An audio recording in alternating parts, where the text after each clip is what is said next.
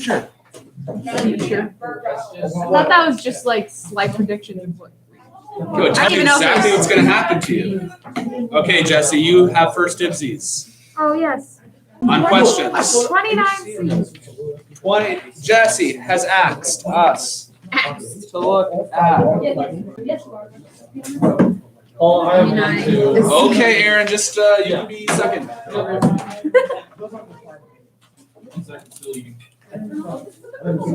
Eat and do math. That's a weird one, isn't it? It is a weird What one. number is it? 29 C. C. The very last problem. So, very easy.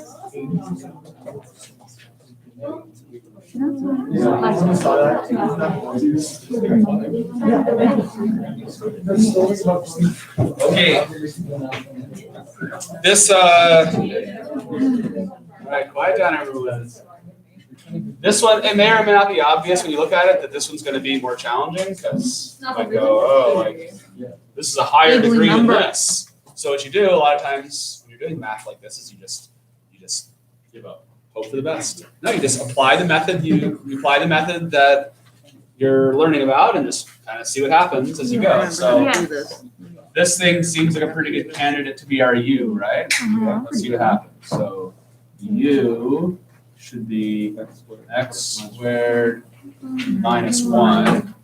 Okay, and then so so then we got, let's get our du over dx. So the derivative of u with respect to x is 2x, right? Yep.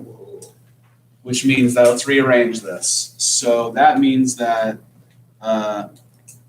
1 over 2x. Oh, I had an epiphany.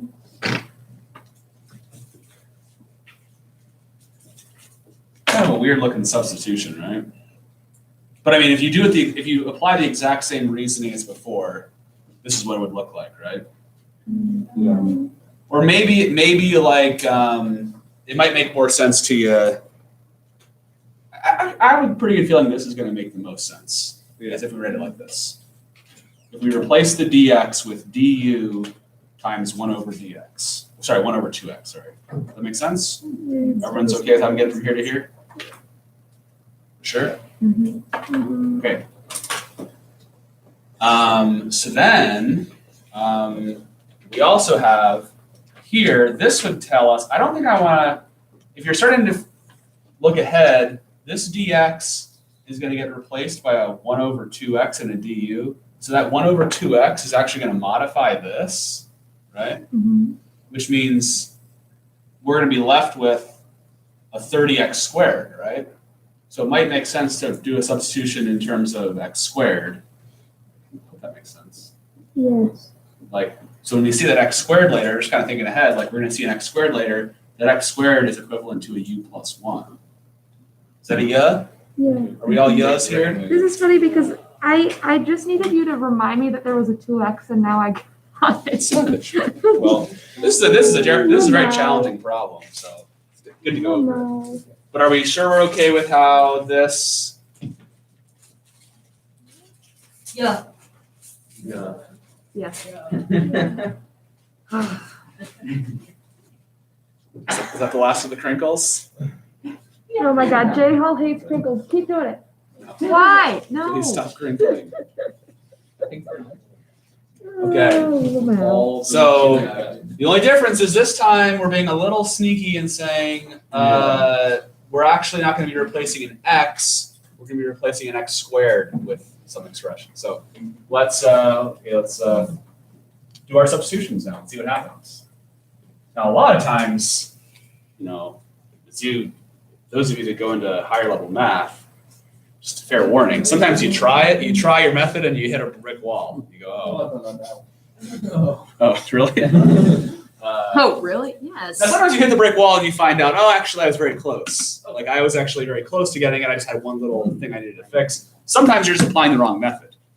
You'll find in your university classes, a lot of times you're learning many methods simultaneously, and it can be tough to figure out which to apply. Anyway, so I'm gonna now rewrite this because I'm ready to do this. I'm gonna rewrite this as I hope you'll not be confused, I'm gonna rewrite this as 60 times x times x squared. So I want to be able to replace the x squared. That make sense? And then, well, I'll take an intermediate step here. Allow me. Okay, so one little intermediate step. I didn't do very much to it, but I rewrote it so that I can do the substitution. So now, all right, replace. So I still have a 60x. I can replace this x squared with U plus 1. u plus 1. I can replace this with, which is u, well, I should try it like this, u to the fourth. And then replace this dx with 1 over 2x du, which then miraculously, Woo! 1 over 2x times 60x makes 30. So this times this makes 30, and what I'm left over with is this guy, which I can write as u to the fifth plus u to the fourth. Now, the other way you might have done this is to, you could have put this x with the dx, you could have made this a 2x and moved it over, and then just replaced the 2x dx with the du. That's the other way you can kind of think about it. Does that make sense? Mhm. Maybe, kind of, sort of. Mr. Anyway, Hall, what? so when we took the 1/2 x and divided by, or 60x divided by 1/2 x, why is it 30 on the outside then? Like, It doesn't have to be. it doesn't have to be. If you like this better, that's fine. You can do it. I mean, the important thing is you recognize that this times this is 30. Yeah. So it'd be 30 times u to the fourth distributed in.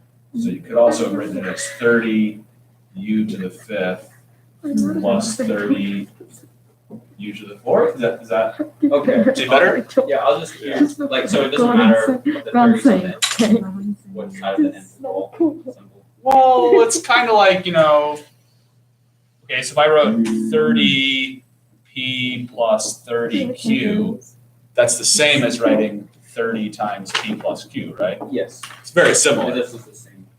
Yeah, you can effectively factor out the 30 and put it outside the integral. That makes sense. Okay. So anyway, my answer then is going to be, you guys seem to prefer leaving the factor inside the integral. That's fine. That's Bump that up by 1, so it's going to be u to the sixth, right?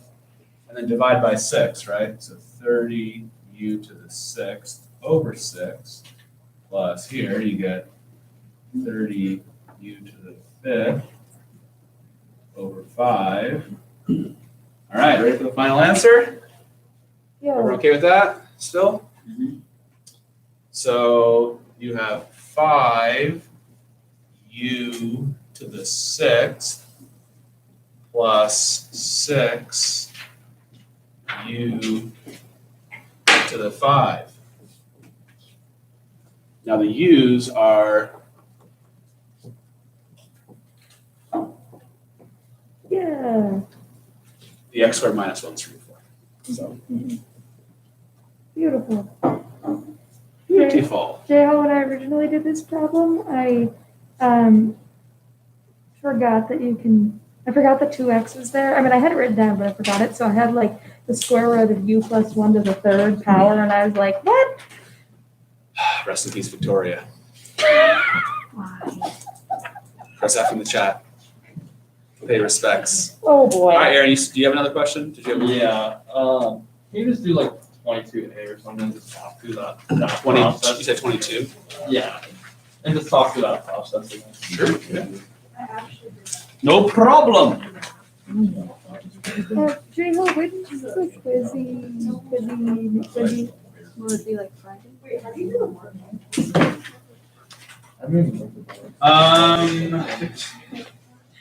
Pre-quiz on I Thursday. guess we And can do Friday.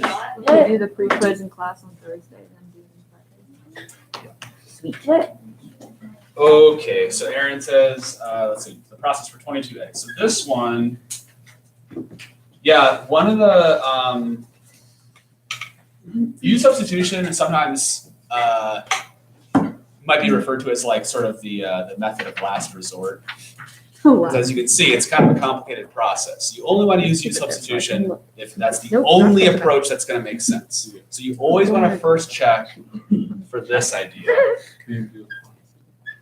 is can you view the integral in that form? If that's possible to do that, you always want to go with this method because this method is way easier. Okay.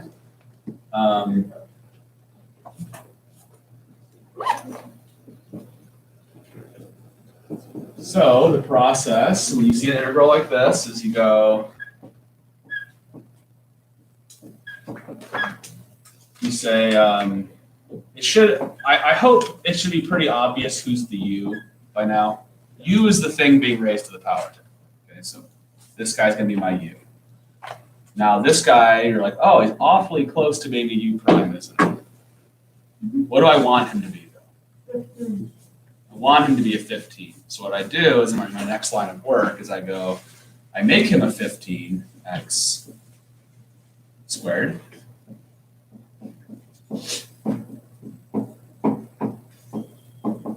Okay, now you go, wait a second.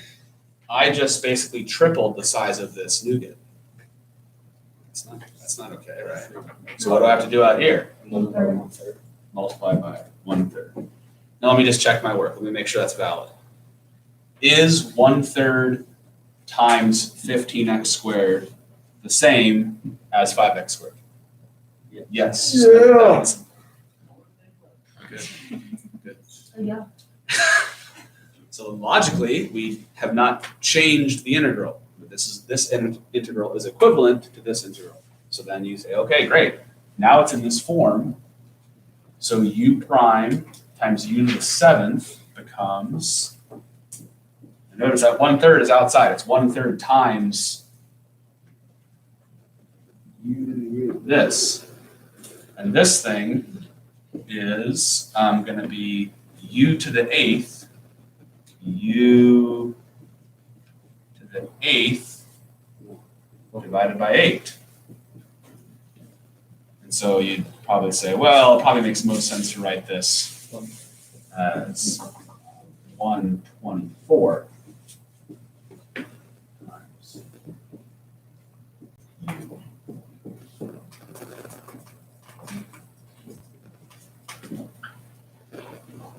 There we go, done. If you want to check your answer, it's pretty straightforward to check your answer. You would just take the derivative of that, apply the chain rule, and you should end up with that, which you would.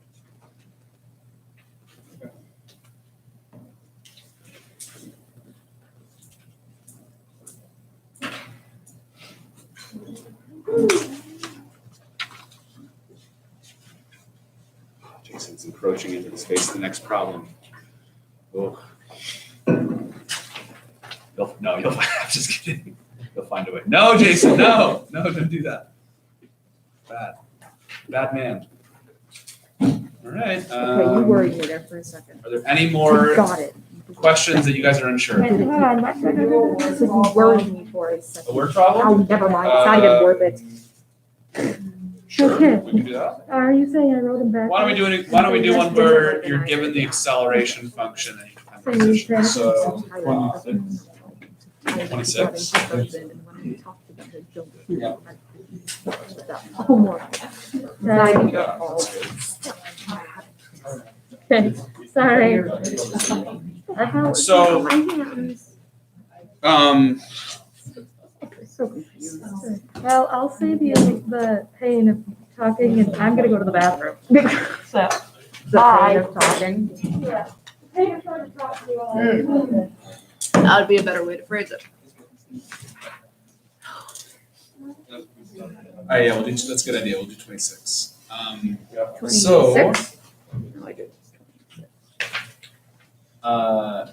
let's do a quick, just general review here. So, there's a relationship between position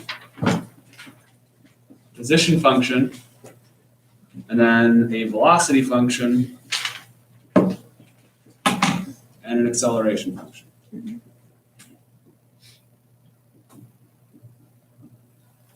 So say position is,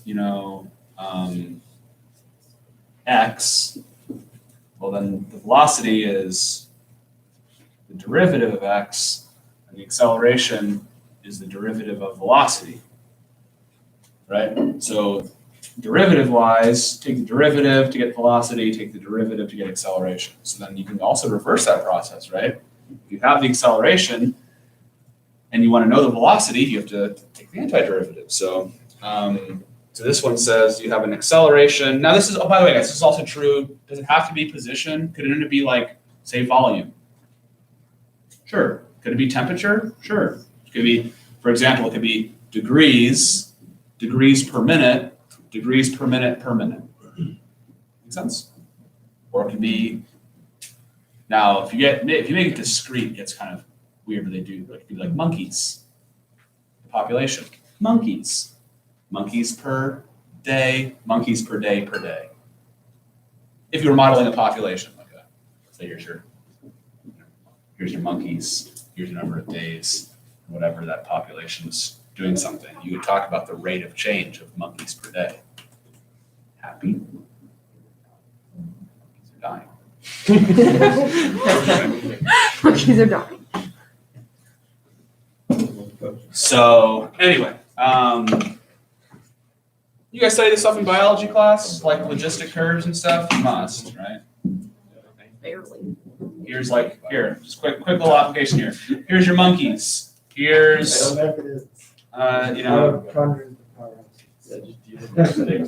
you got these curves, like a logistic curve, where this is like a carrying capacity. So the environment, for example, might only be able to carry a certain number of monkeys. Then you can talk about deviations from the model, like, oh, what if you exceed the population? What's going to happen? Are you, could you collapse? Could you come back down to? Yes. Do you think that monkeys have gangs? Gangs? Yeah. More Yeah. specifically, Yeah. gang violence.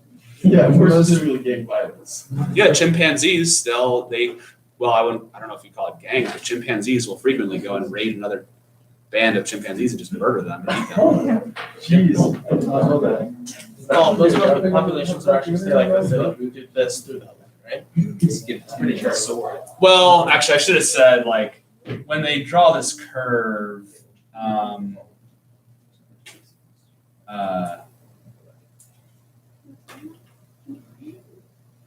this might not be a time axis. This would maybe just refer to the, so basically what it's saying is, as you approach this carrying capacity, your rate of change gets throttled. Yeah. Like if you're at a low, like, also, if you don't have much of a population, you can't grow very fast. So it'd be basically like the velocity of population growth. Yeah, kind of like that. We'll study this. We'll study that structure, the logistic sigmoid curve, when we talk about differential equations. I appreciate Um, that, yellow, but I'm just slouching, not like trying to. So. Okay, so anyway, but anyway, yeah, that horizontal axis could be time, because it could be, oh, your population's growing, it looks exponential, oh, we have an exponential growth, but then eventually you run out of resources and you start to bottom out, you get that concave down shape. And then it's very interesting to talk about, like you said, long term, there might be periods where it's like sigmoid-like, and then periods where it goes above and below. Yeah. It can definitely vary over time. Okay, so anyway, they're giving you an acceleration function. Okay, so they're giving you the acceleration. So to get the velocity function, you have to integrate. Let's do that. So acceleration function is 40 times 1 plus t to the third. So that means the velocity function. Okay, I should have been more thorough. A of t. Acceleration is a function of time. Okay, so velocity function would be, let's integrate this. So is it of this form? Oh, yeah. Kind of. Well, I guess if you think of it like having the 40 being out there, Yeah. then you do have Everyone understand that? Like u to the third, there's my u prime, there's a 1 there, right? So the integral of this would be, you bump that up to a 4 and divide by 4. What's that going to do to the 40? Makes it divides by 4, makes it a 10. Okay, so you're going to have 10 times 1 plus t to the 4th plus a constant. Okay, now for you physics people, you might go, well, I mean, are we married to that letter C? No. No. Maybe a V naught. Because that gives us, that kind of embeds extra information in there. It tells us, it reminds us that, oh, this value here would be the initial velocity, or the velocity at time 0. So, or actually I should, no, let me backtrack that, I'm sorry. Because this is a complicated function, maybe it is better to call it C. My apologies. Because, well, it says on the problem that the initial velocity is 7, right? So I don't want you guys to think I can just put a 7 there. That's not correct, right? What I know is that V of 0 is 7. So how do I do that? I say, if I plug in a 0 here, I should get a 7 over here. Right, so 7 is 10 times 1 plus 0 to the 4th. So what's the C? Negative 3. So it turns out that my velocity function is 10 times 1 plus t to the 4th minus 3. You feel okay about that? Mr. Geyser. All right, so no questions yet? All right, so what do we think we're gonna do next? Find the position. Now we gotta find the position, so we gotta go another integral. Who are we integrating? Velocity function, so take that. And so my position function, x of t, all right, same idea as before. When I integrate this term here, hopefully you've noticed that when the u just has like a 1 plus t or a 1 plus x or a 2 plus x, when there's no coefficient in front of the x, that makes things easy on us, right? Because your u prime is just 1. So what's this term going to turn into when you antiderivative it? 2. 2, yeah, 2. That 10's going to get divided by 5, right? The 4 is going to get bumped up to a 5. 10 divided by 5 is 2. So you get that minus, don't forget him, he gets integrated. What's the integral of 3? 3, in this case t, yeah. And then again, don't forget your constant. If you were taking the AP test, they are huge sticklers. You want to call that like C1 or something because, well, you already have a C over here. So How'd you get the 2 again in the front? So when you integrate That's this, a 46. C1. you know, kind of you move the 10 outside, right? Yeah. Then you go, well, I got my u prime, don't I? Because the derivative of 1 plus t is 1. So if you raise this to the 5th power, you got to divide by 5, right? Oh, yeah. 10 divided by 5 is 2. All right. Now the question says that when t is 0, what's the position when t is 0?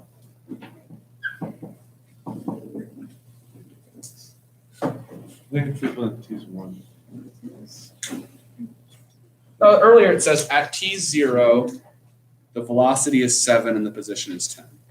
And then once we have the last thing we're going to do is plug 1 into these to get the velocities and position. What's this number? 10, right? Yeah. Okay, so what is C? 8. Because this is 2, this is 0, so 2. So the intermediate step, of course, is this. So it turns out that my position function is 2 times 1 plus t to the 5th minus 3t plus 8.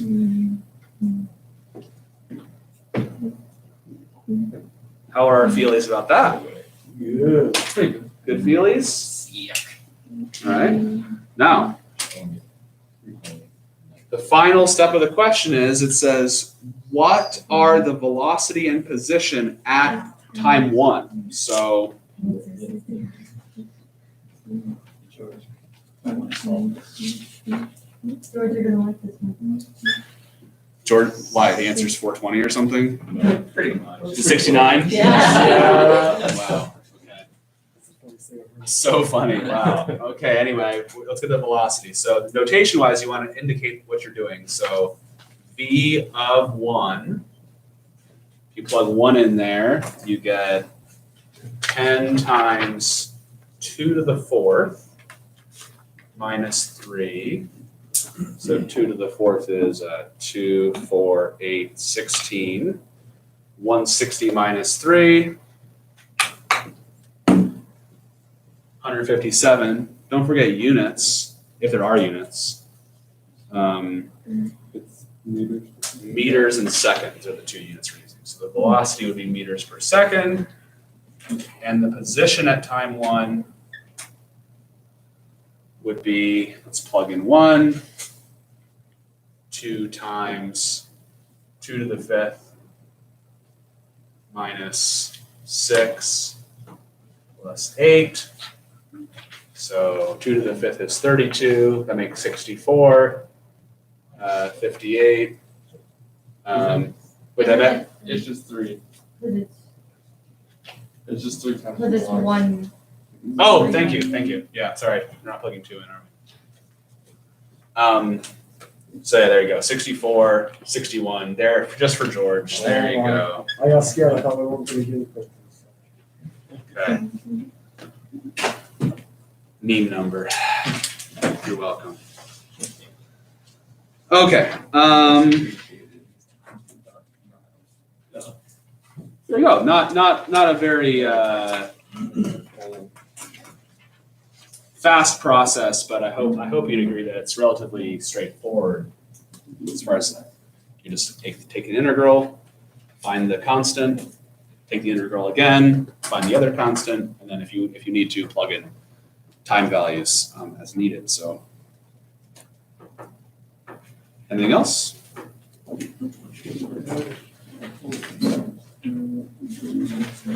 Okay. Cool beans. Yes.